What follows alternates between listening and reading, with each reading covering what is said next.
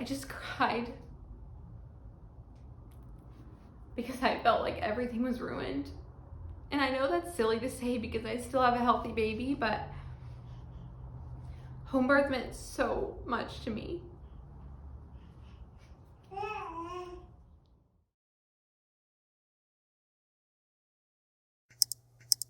Hey friends, welcome back to my channel. If you're new here, my name is Jordan, and this is where I share all about my journey into minimalism and motherhood and just living a life that goes against the mainstream. So if that sounds interesting to you, go ahead and subscribe to my channel, like this video, and turn your notifications on so that you're in the know when I post a new video. If you haven't had a chance yet, go check out my last video about how my husband and I went from 2 incomes to 1 income so that I could be a stay-at-home mom. Today I'm gonna be talking about my birth story. This is something I have wanted to talk about for a long time, but I've been nervous to open up about it. It requires me to be very vulnerable. My birth did not go the way that I hoped that it would go. That's a hard thing to talk about. At the end of this video, I will be talking about whether or not I regret planning a home birth, having had things go the way that they went and ending up at the hospital with an emergency surgery. So stay tuned for that. Before I start the story, I do wanna say that for as long as I can remember, I have always thought that I would give birth in a hospital with an epidural because I have a very low pain tolerance and I like to do things by the book. If you are interested in knowing how that mindset changed and how I came to accept having a home birth, I'm gonna put a link to an Instagram post where I explain this more in depth and shared resources where you can do some of your own research as well. So I guess let's start with the end of pregnancy. I had a pretty normal pregnancy. Starting at about 28 weeks pregnant, my son went head down and he stayed that way in a great position for birth the whole time. And I didn't have any major complications, just the normal end of pregnancy discomforts. I also knew that it's pretty normal for a first-time mom to go past 40 weeks. This is something that is very accepted and very normal in the midwife, home birth, birth center community. That's not so much accepted in the OB mainstream medical care community. It just takes your body a little bit longer to figure out what it's doing if you've never had a child before. So I expected to go past 40 weeks, but I think there was still that small part of me that was hoping that I would get a baby by my due date. So my due date came and went, and I was so uncomfortable, so ready for labor to start for a few reasons. Number one, I was just uncomfortable. And number two, I really wanted to avoid any medical intervention. In fact, the whole time that I was pregnant after I had chosen home birth, my biggest fear about a home birth was not being able to birth at home. I was so afraid that I was gonna have to go to the hospital. I did not want to have to be induced. I was doing everything. I was eating dates, I was doing the mile circuit, I was bouncing on the ball, I was doing yoga, I was walking on the curb to try to get this baby out. I think I really adopted the mindset of like, if I am not doing enough, then the baby won't come. And that got really tiring. It is 12:40 on Wednesday, April 7th. I woke up this morning to what I thought might have been my water breaking, but it wasn't a lot of amniotic fluid, or maybe any at all. I talked to the midwife. She said that it was probably nothing to be concerned about. And I've kind of had some contractions on and off after that. An hour or an hour and a half ago, they started to get a little more consistent, like maybe every 5 to 15 minutes or something in between them. Overall, nothing feels like super urgent. Headed to the midwife right now to get checked just because I want to know where I'm at so that I can tell my family. Okay, it is 6:30 in the evening and we went to the midwife earlier. She said that I was about 2 centimeters dilated and 80% effaced. So she said that she has seen 2 centimeters go either way, that I could start active labor within an hour of leaving their office, or it could be 4 days. We're just gonna ride it out. And yeah, I'm just gearing up for the road ahead. Friday, April 9th, we scheduled a biophysical ultrasound just to make sure that at 41 weeks, everything was going fine and baby was looking good. And I decided that day to kind of stop doing everything, stop bouncing on the ball, walking on the curb, because I just needed my mind to have a break. And so we went and did our biophysical ultrasound. We had a relaxing day. That evening, while we were watching Netflix, I started noticing that my contractions seemed like they might have a little bit of a rhythm to them, but I didn't want to freak anyone out because, like, if you've never been in labor before, you just don't know. So I got a little timer up on my phone and I was timing them kind of like secretly off to the side while my husband and I were watching Netflix. At 511 is like the signal that you're in labor, right? 5 minutes between each contraction. Each contraction is a minute long and that goes on for at least an hour. So after it had been an hour, I just nonchalantly told my husband, hey, My contractions have been about 5 minutes apart for the last hour, and they're about 1 minute long. So I don't know, this might be something. And texted the midwife. She said my body was definitely getting ready. And so I just continued on like a normal night.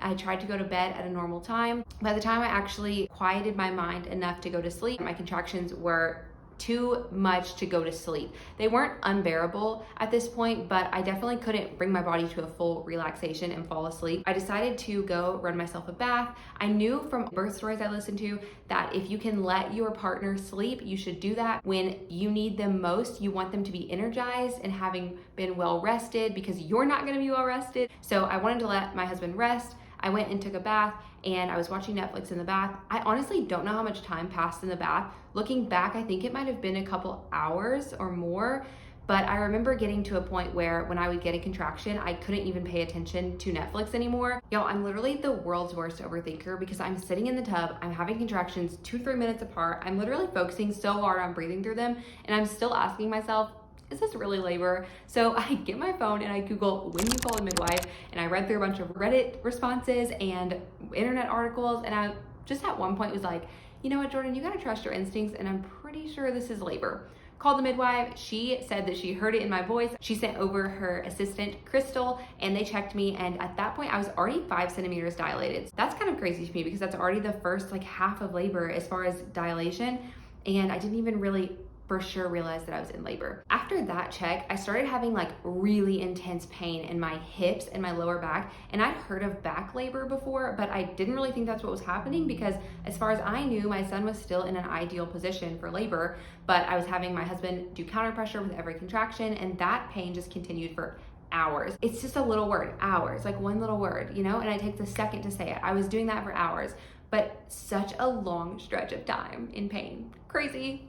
Labor is just a mind warp. It's so crazy. The next time that I was checked, I was 7 centimeters dilated. I had already been awake for like 21 hours, and then I'd been in active labor for 10 hours. I had listened to so many birth stories that I remember when I heard Hannah, the midwife, say, you're 7 centimeters, I was like, no, no, no, no, no, because I've heard that that is the hardest part, that transition from 7 to 10 centimeters. I was already in so much pain. I didn't know how much more I could take. The human female body is so incredible.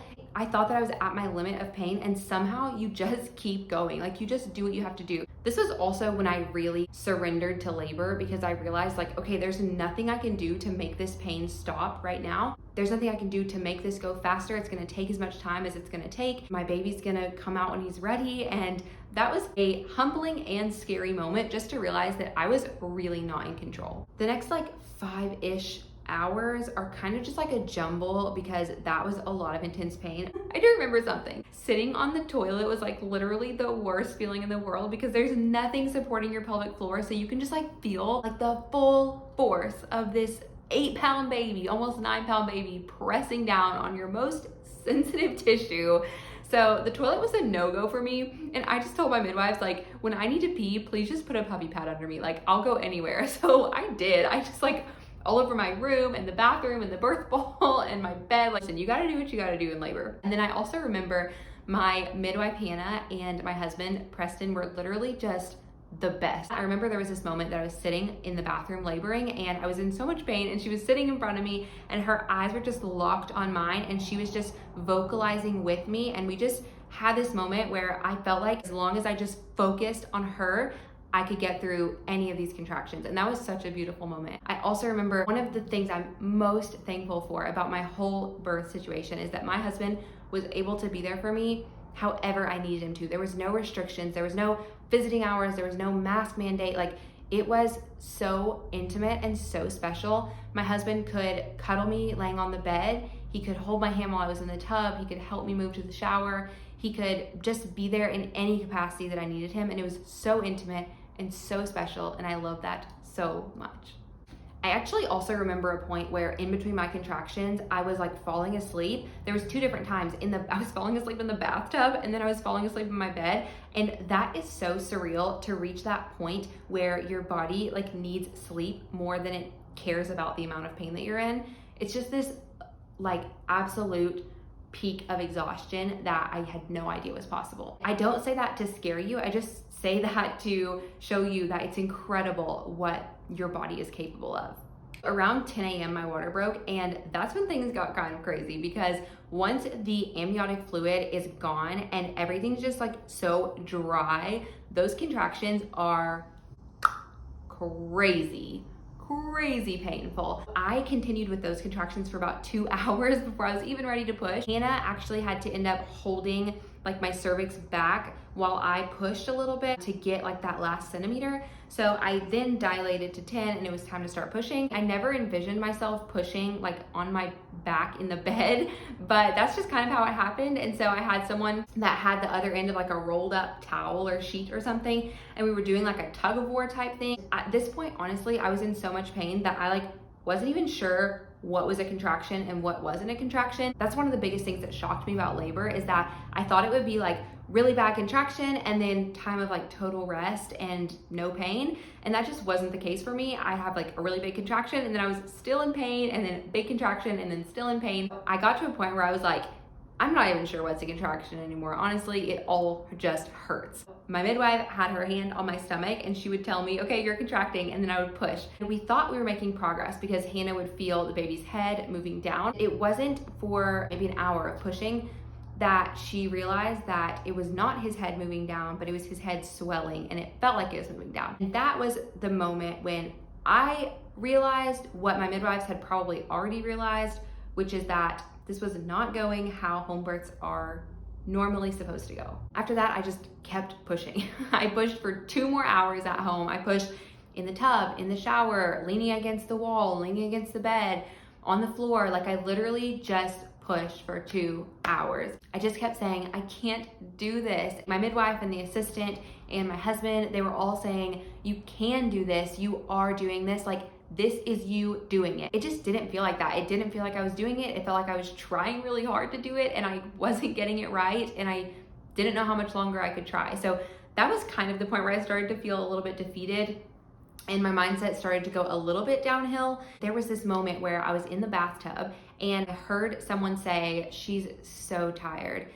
And I was tired. Like, I felt it, I knew it. I mean, I had been awake for almost 30 hours and I had been in active labor, like my body working for 19 hours. Then I'd been pushing for 2 hours, and out of all this time, I'd literally eaten like a bite of a banana and 2 sips of a protein shake. And that was the first time that my mind felt weaker than my body. That was the first time I thought to myself, I really am not strong enough. I cannot do this. I felt so broken, so defeated, so hopeless in that moment. It's crazy to me how much healing has happened in my heart, because there was a time after birth for several months where I couldn't even say these words without crying. I wrote all of this down in a journal in the first couple of weeks postpartum. I just sobbed the whole time I wrote it, because recalling those emotions of how defeated and how bad I felt in that moment in the bathtub was so hard, because for my whole pregnancy looked forward to birth being this exciting, empowering process. And I knew it would be painful, but I thought that I would feel so strong. And in that moment, I just felt so broken and so weak. There were moments that I did feel empowered, but there were also moments that I felt like I was at my lowest. Despite all the pushing, my son just wasn't moving down. His head just kept swelling, and then his heart rate started dropping whenever I would have a productive push. I remember Hannah saying, "It's time." That was a tough moment, because I knew what she was saying. I knew that she was saying it was time to go to the hospital, time to give up everything that I had hoped would happen in my birth.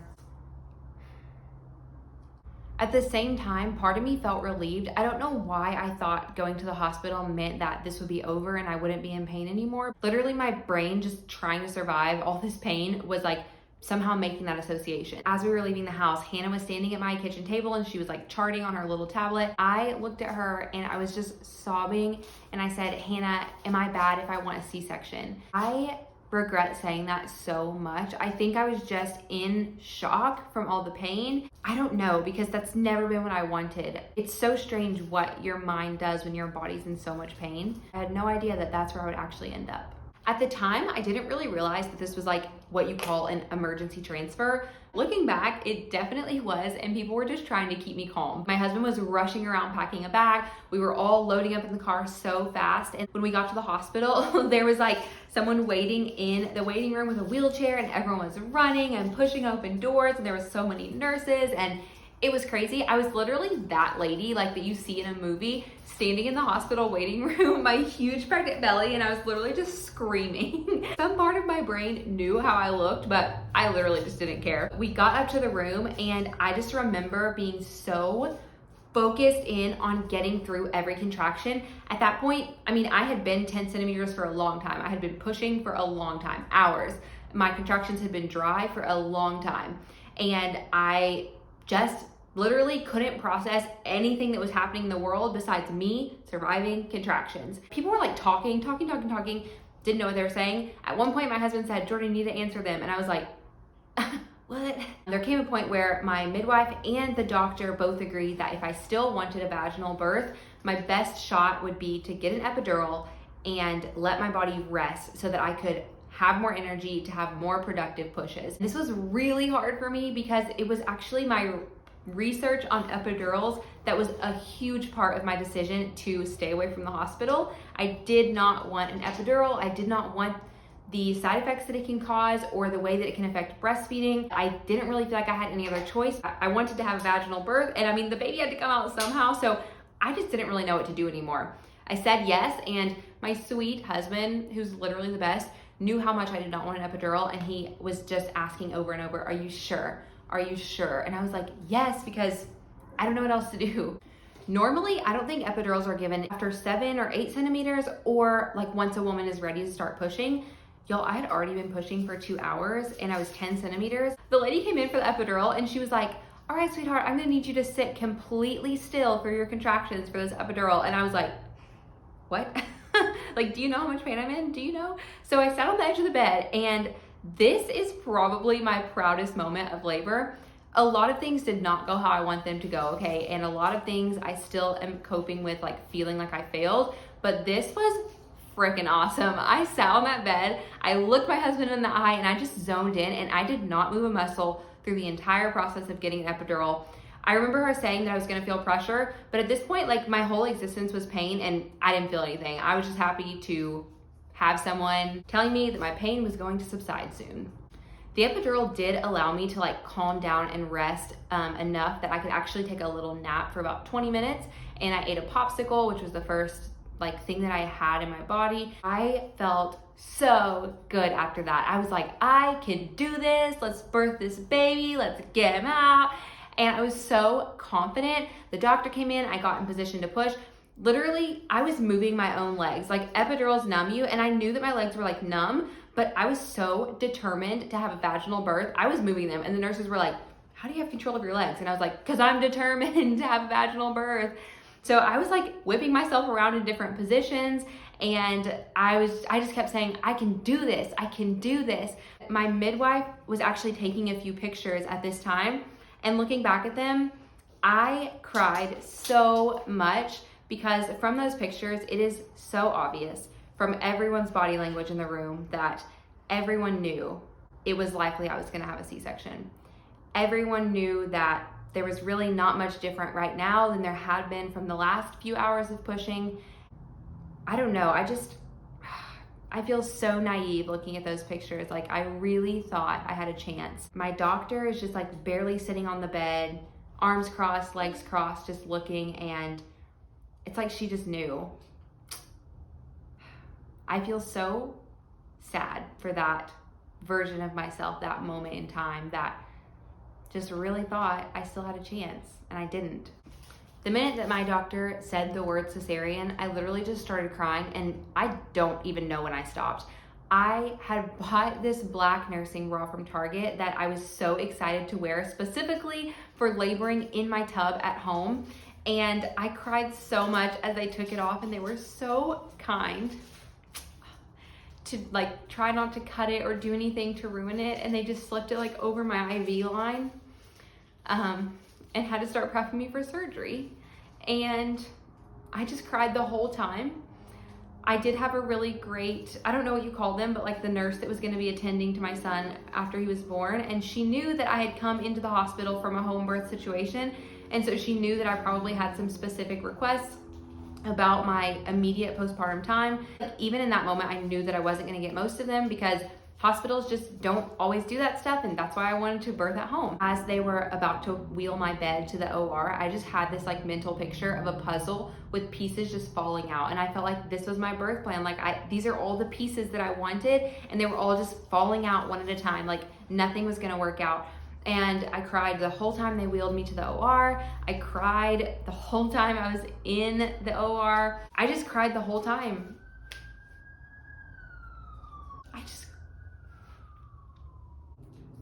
I had all these things I wanted.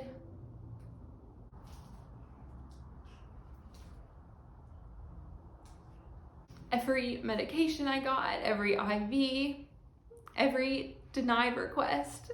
I just felt like everything was falling apart.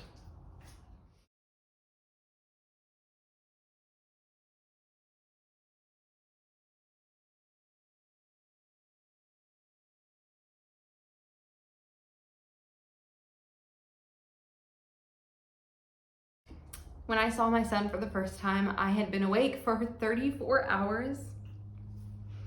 I had been laboring for 22 hours and I'd been pushing for 4 hours.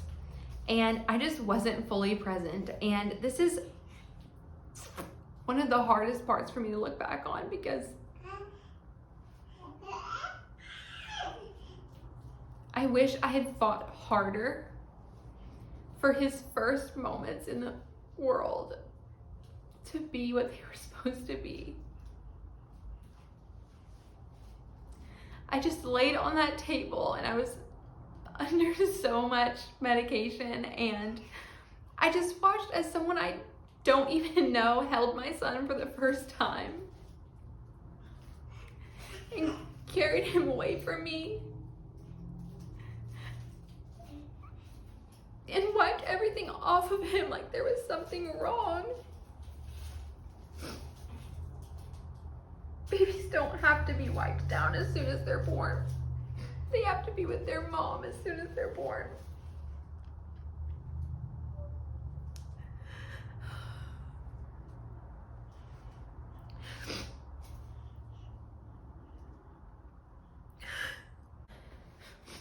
I think it was my husband who was taking pictures of him while they were cleaning him and weighing him and putting a diaper on him. And I know that he took all those pictures with good intentions. And I'm glad that we have my son's first moments, but I can't look at those pictures without crying because I wish that after spending 9 months inside my body, that the first thing he would have known would have been my gentle touch and my smell, instead of just being manhandled by people I didn't know.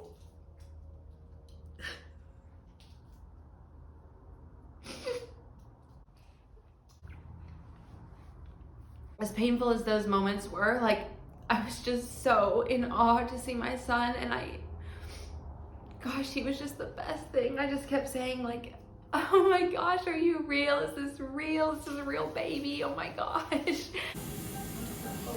Oh my gosh. I don't even know what to do with you. I don't even know. It's crazy. You're a real baby and you're here. And I grew you. Every complication, every defeat, every heartbreak. Man, there is nothing like that moment that you hold your baby for the first time.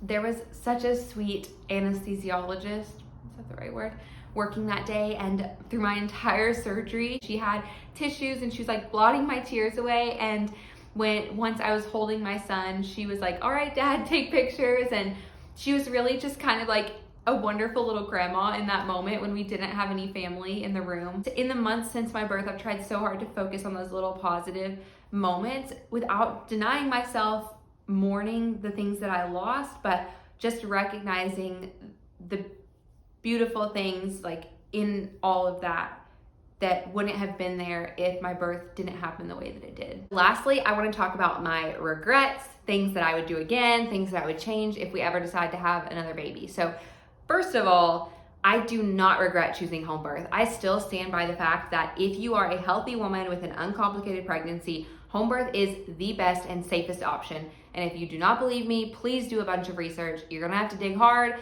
because the mainstream medical system doesn't make money off of home births, and they don't want you to know that it's a fantastic and safe option. So please do your own research. I stand by that 1,000%. I would never change what I planned for my home birth. What happened to me happens less than 10% of the time. It's not common.